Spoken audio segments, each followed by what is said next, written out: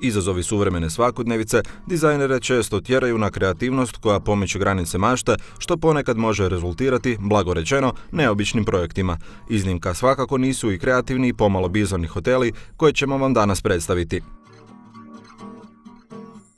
Obilazak počinjemo Love hotelom u Japanu. Hotel smješten u Tokiju njeguje dugogodišnju japansku tradiciju. Naime, još 1968. godine ovdje je otvoren prvi hotel namijenjen parovima koji žele nesmetano uživati u svojoj intimi.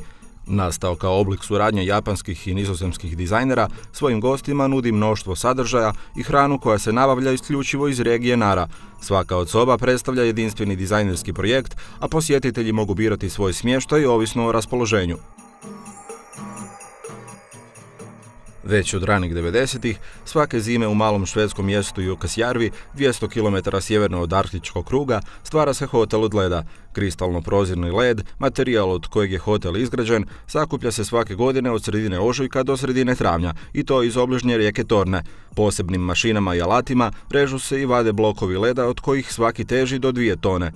Do sredine travnja, kad se hotel za sezonu zatvara i topi pod proljetnim suncem, 60.000 ljudi posjeti ovaj magični svijet od leda, uživajući u jednoj od najvećih divota našeg vremena.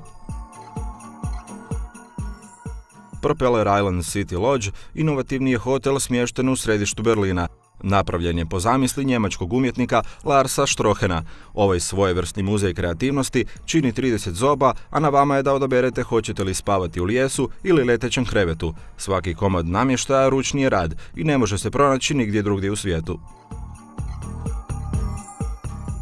Još jedan njemački hotel nalazi se na pola puta između centra njemačke automobilske industrije Stuttgarta i prirodnih ljepota Schönbrunna. V8 hotel s 4 zvjezdice zavoljit će apetite i onih najzahtjevnijih.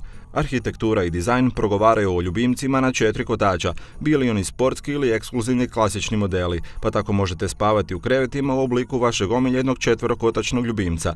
Posebna pažnja dana je detaljima koji pobuđuju osjetila i omogućuju put u automobilskoj vremenskoj kapsuli.